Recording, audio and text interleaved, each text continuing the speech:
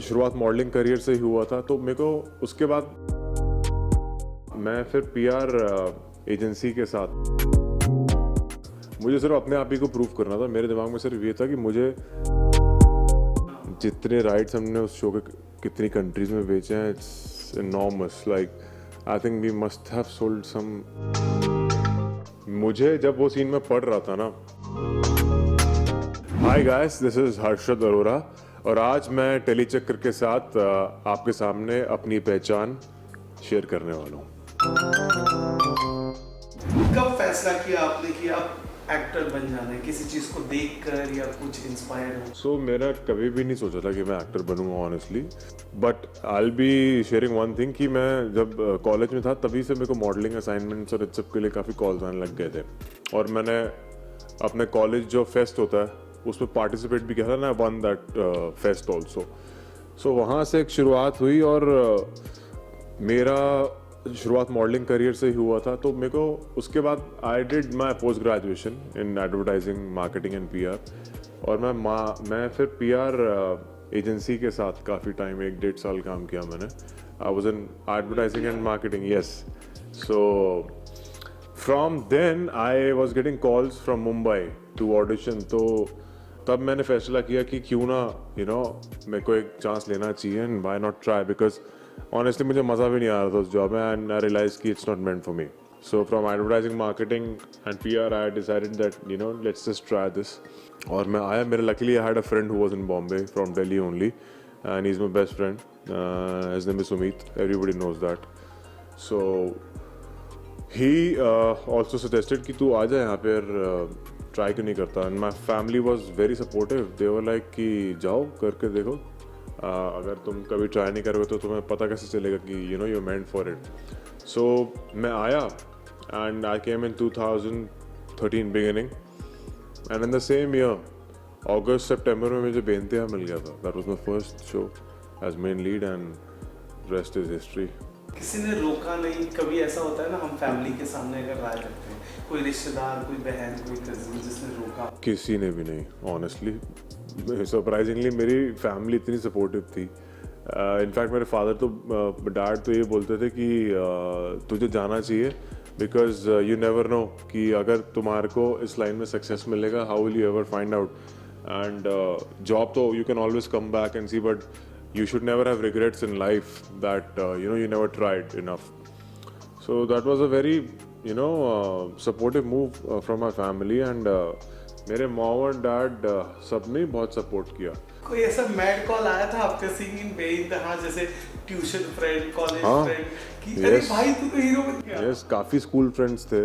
जब आपके एम्बिशंस होते हैं तो लोग बोलते हैं अरे यार ये तो सब बोलते हैं, लेकिन कितने एक्टर बन पाते हैं। But when they saw me and they were like या ही वाज राइट, और इसने दिखाई दिया सबको कि that he wants to become an actor and he became an actor basically. तो सब बहुत ही एक्साइटेड थे, मैं बहुत खुश था कि बट मेरा कभी दिमाग में ऐसे नहीं था कि मुझे किसी को पॉइंट प्रूव करना है।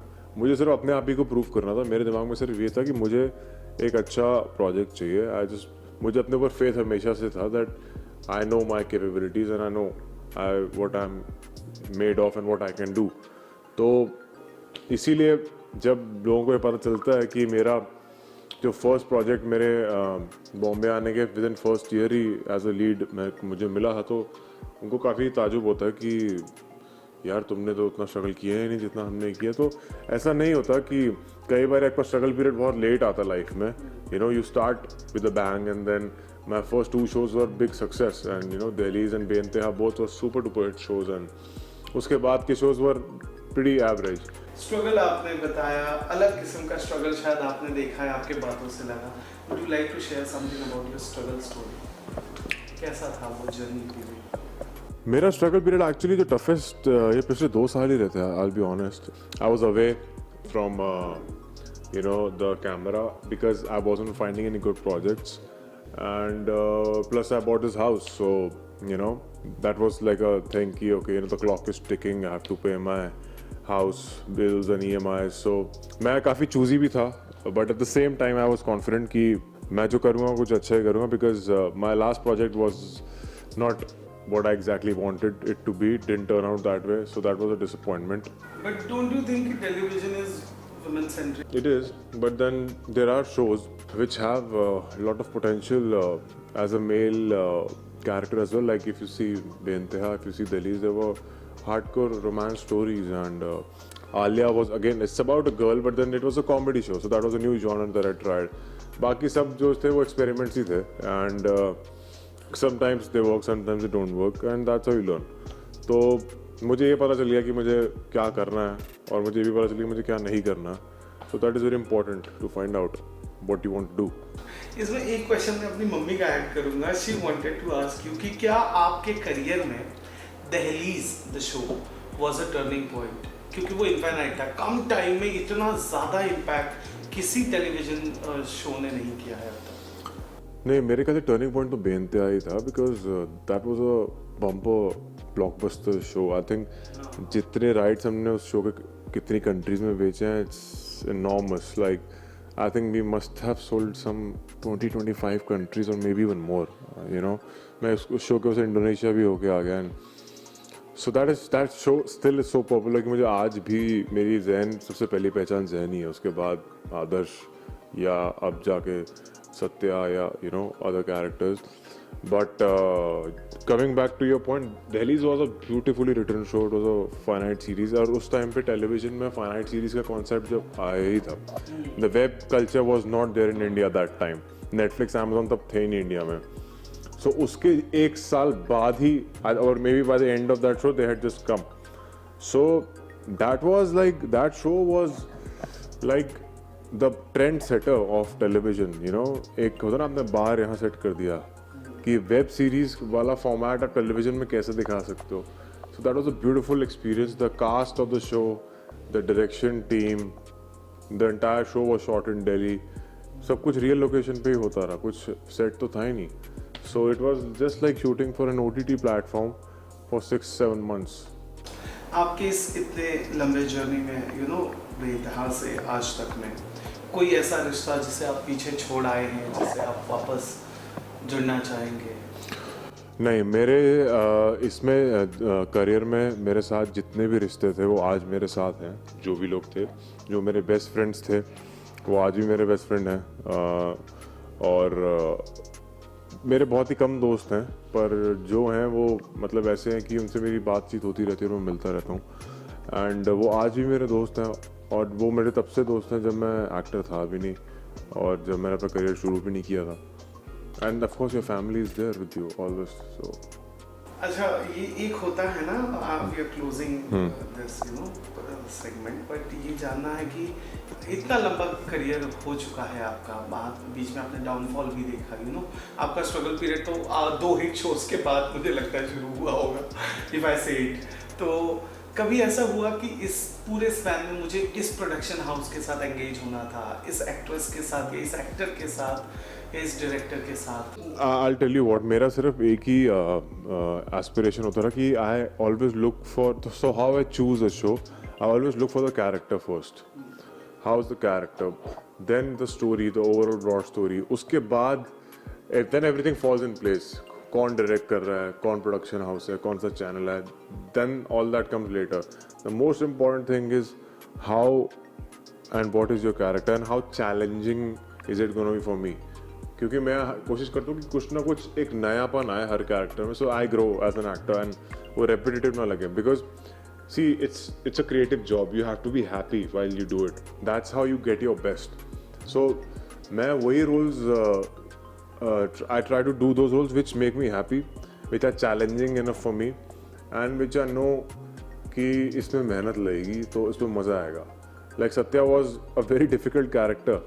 It took me 2, 3, 4, 5 days to understand and get into it, and because एक तो I didn't have any time at all, because मैंने आज साइन किया तो कल से shooting and hardly any briefing, just like what on paper I had.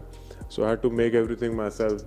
Of course there were creatives and my directors who kept on guiding me that this is what you should do, like, and this is what you should do, but at the end of the day करना आप ही को होता है. So yeah. Current जो track की मैं बात करूँ, कोर्ट रूम ड्रामा चल रहा है, बहुत ज़्यादा इंटेंस चल रहा है, your pitch is so high, my mamma got so happy, oh I am getting my hero back. तो कैसे चल रहा है ये शूट ट्रैक के? बहुत डिफिकल्ट था, I tell you how, because एक तो I have to specially thanks to my writer Rajesh Chawla. He is my writer from Dahleez, I know him since then, and he is an amazing writer. जो पूरे dialogues आप देख रहे हो, जो पूरा ग्राफ एक सत्य का है, that's because of him also. So special shout out to him. And मुझे जब वो सीन में पढ़ रहा था ना, तो आधी स्क्रिप्ट मिली थी, और in the middle of that scene only I got the next episode, जिसमें पूरा 6 पेज का मेरा मोनोलॉग था, and they wanted to shoot that in next half an hour. And I was like यार ये कैसे हो सकता है. So luckily I spoke to my director and I said I just need some time, like an hour and a half with myself to understand the scene. और उसके बाद हमने शुरू किया, and then once I got a hang of it, then I added a lot of things in it, and I think after today's episode I saw that scene, and Rajesh ji messaged me also, our dialogue writer, that it was a great scene, and I did apparently pretty well according to him. Fans had loved it, and I saw my Twitter, I saw my Instagram. People were really happy about the performance. They were very, appreciative of the way I enacted the scene. And special thanks to my directors also, who kept on getting that extra out of me.